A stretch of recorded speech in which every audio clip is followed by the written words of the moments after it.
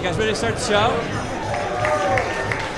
My first musical crush, which was when I was in high school, because like I said, I'm 50, I fell in love with a band called Van Halen.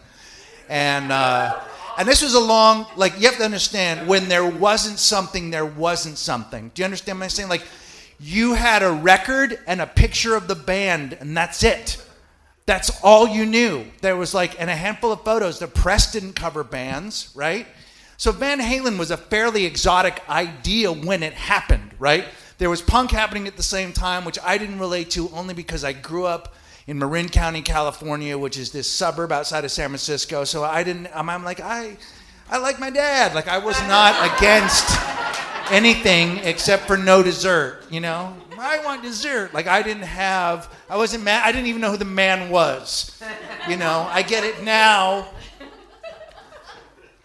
But Van Halen spoke to me because the Van Halen records were about girls. And I was like, I like girls, and David Lee Roth seemed to like girls. Now, that's where it gets very weird. That's what this story is about. Because I also, on some level, fell in love. I didn't know that it was love, but I fell in love with David Lee Roth. Because David Lee Roth was his own kind of is that a girl? Why am I slightly turned on? But also, he likes chicks, so that seems cool, right? There was a lot of information happening. And the Van Halen records were even very confusing. If you got the Women and Children, right? No, yeah, Women and Children First, right? Where the pullout was a poster, a black and white Helmut Lang photo of David Lee Roth chained to a fence without his shirt on. That's very confusing for a high schooler.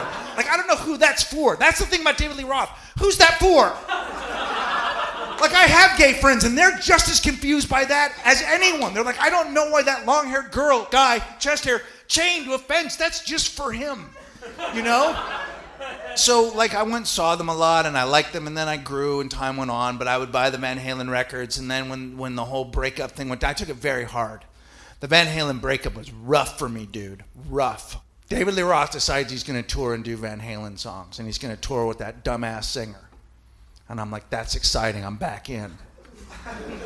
I'm fucking back in. Roth's out. He's doing the Van Halen songs. He's doing it with a cover band from here, but who gives a shit? I go up to Universal or Gibson or whatever. It's no longer there to see him. I go with a friend of mine who plays in a band called Rage Against the Machine, Tom. And Tom says, hey, man, you want to meet David Lee Roth? And I'm like, fuck yes, I do. Is that something we're going to do? And he's like, yes. And we were with a film actor by the name of Breckin Meyer also. So we go and we get on the bus with David Lee Roth. And it's fucking awesome. You ever seen a painting?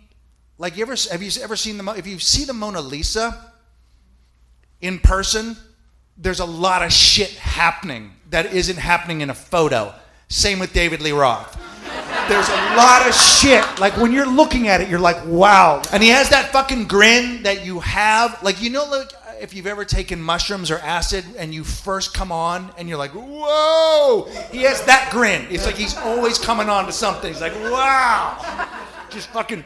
So it's exciting at first because I'm like, this is the voice of my youth. And then 2 hours later, I'm like, fuck, how do we get out of here? We could not figure out how to get off the bus. He's filibustering. He will not let that bill pass. He's just gonna go, right? But he's also very sweet. At some point, Tom goes, my car might be locked up now. We may not be able to get it. And Ross we'll take you home. No. You do David Lee Roth things. Aren't there sword things that you do? There's there a Tai Chi book reading thing that you do that has nothing to do? So I feel sort of satisfied, but I'm also ready to move my own way. And then I find out that Van Halen are getting back together, the fucking crew. And Morello calls again and says, do you want to go see them at the Forum? They're doing a rehearsal for for friends and family, of their 800 friends and family. The show starts, and my wife is with us. Eddie looks a little worse for wear. He has that sort of he says that he's super skinny, you know what I mean? He's but he's all right. He looks okay. He's sober. He seems to be sober. And I do wonder, I'm like, who does he fuck? I do think that. Who does he fuck? So during this little show that they're doing, my wife and I are right close to the stage, and Roth does this move where he grabs his crotch and pulls his legs together and then licks his finger and puts it up in the air and then smiles right at my wife, who starts laughing immediately because it's so fucking weird. And I'm like, what was that fucking move? Like he grabbed his dick like a you know, not unlike somebody in the rap game, but then he closes up shop and checks the weather. Like, I don't know, who does he fuck? It's just a very strange. And you know that thing, it's like it's hard. Like that was about as good as it got. Like they were very good and I should have left. Those early Van Halen concerts that I went to when I was a kid and I was just starting to learn how to play guitar and I was fascinated with everything. It just, now they're old and it's not cool and it's weird. And then I watched them, so then they do the fucking tour, they end up at Staples Center, you come back, Eddie's lost his mind, he's fucking drunk, just playing, it's just noise, it's just bad, it's really embarrassing. At one point he goes to the edge of the stage and he just goes, bah! And he yells and no teeth. And it's like, and then I'm like, oh, I recognize that guy. He used to be in front of the bank. Like he, and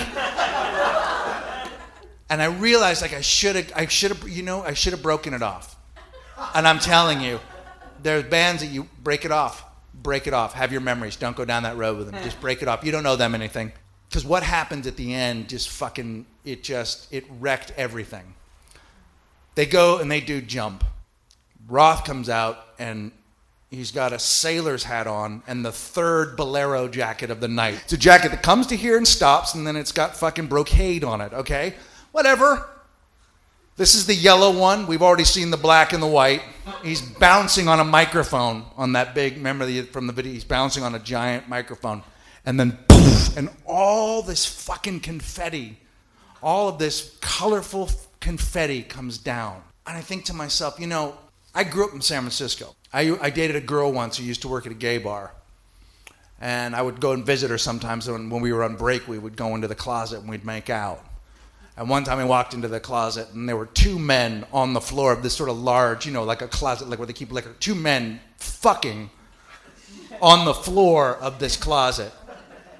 And that version of Jump was gayer than that. You see what I'm saying?